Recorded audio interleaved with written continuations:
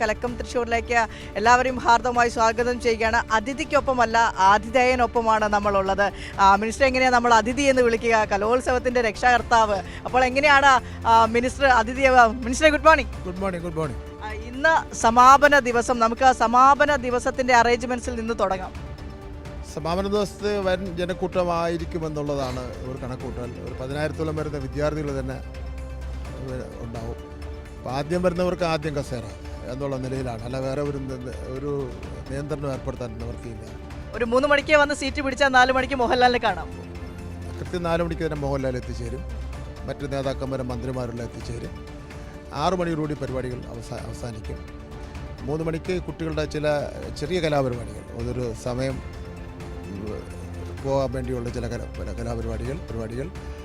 അപ്പോൾ അങ്ങനെ 6-10 കൂടി 64ാമത് കലോത്സവത്തിന് തിരശ്ശീല വീഴുകയാണ്. അപ്പോൾ എല്ലാവർക്കും, മാധ്യമപ്രവർത്തകർക്കും കുട്ടികൾക്കും രക്ഷകർത്താക്കൾക്കും ഒക്കെ ഇവിടെ വിട്ടു പോകാൻ വലിയൊരു വിഷമമുണ്ടെന്ന് എനിക്ക് തോന്നുന്നു. 2 ദിവസവും കൂടെ നീട്ടിക്കൂടെ എന്നുള്ള ഒരു അഭിപ്രായം കൂടെ വരുന്നുണ്ട്. അത്രമാത്രം കുറ്റമറ്റതായിരുന്നു. ആ കുറ്റമറ്റതെന്ന് പറയുമ്പോൾ അതിൽ ഏതെങ്കിലും 1-2 വ്യക്തികളുടെയോ മന്ത്രിമാരുടെയോ മാത്രമല്ല, ഒരു ഗവൺമെൻറ്റിൻ്റെ നയമുണ്ടല്ലോ ഇക്കാര്യത്തിൽ, കുട്ടികളോടൊപ്പം നിന്ന് കാര്യങ്ങൾ ചെയ്യുക എന്നുള്ളത്. അതാണ് സിയുടെ കാര്യത്തിൽ ഉണ്ടായിട്ടുള്ളത്. വളരെ ന്യൂനപക്ഷത്തിൽ പിന്നെ ആ വിഭാഗത്തിലുള്ള ഒരു കുട്ടിക്ക് ഇത്രയും ദയനീയമായ ഒരു സ്ഥിതിയും പിന്നെ ഞാൻ മരിച്ചു പോകുമെന്നുള്ള ആ കുട്ടിയുടെ വ്യക്തമാക്കലും ഒക്കെ ആയപ്പോൾ ഗവൺമെൻറ് കണ്ണു തുറന്നു എന്നുള്ളതാണ് ഏറ്റവും പ്രധാനപ്പെട്ട പ്രശ്നം. അപ്പോൾ എല്ലാ വിഷയങ്ങളിലും ഗവൺമെൻറ് നിലപാട് ഇങ്ങനെ തന്നെയാണ്. അപ്പോൾ എന്തായാലും പിന്നെ അത് ചരിത്രം സൃഷ്ടിച്ചു. യുവജനോത്സവങ്ങളുടെ ചരിത്രത്തിൽ ഒരു പ്രത്യേക ഉത്തരവ് കൊടുത്ത വഴി ഒരു ചരിത്രം സൃഷ്ടിച്ചു.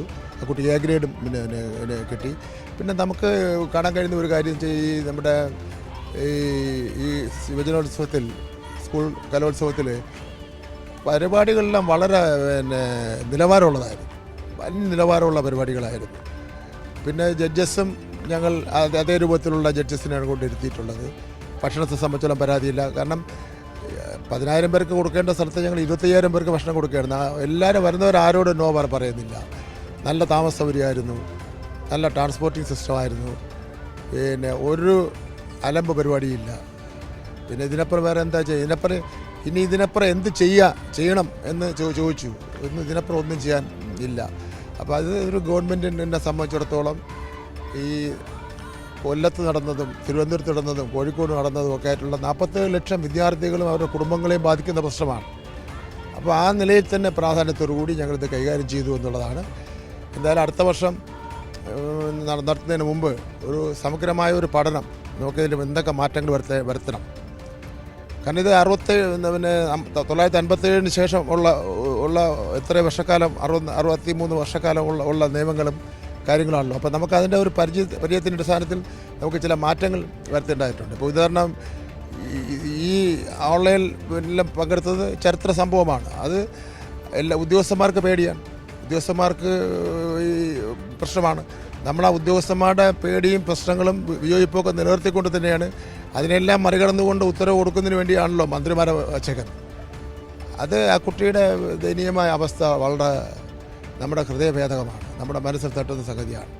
അപ്പോൾ അത് അങ്ങനെ ഉത്തരവ് കൊടുത്തു. അത് വളരെ സക്സസ് ആയിരുന്നു, വളരെ വിജയിച്ചു. ലോകത്തെമ്പാടുമുള്ള ആൾക്കാരുടെ ഭാഗത്തു നിന്ന് വലിയ പ്രശംസയാണ് ആ കാര്യത്തിൽ വന്നുകൊണ്ടിരിക്കുന്നത്. നന്ദി രേഖപ്പെടുത്തിയവരും പ്രശംസിച്ചവർക്കും എല്ലാവർക്കും നന്ദി രേഖപ്പെടുത്തുകയാണ്.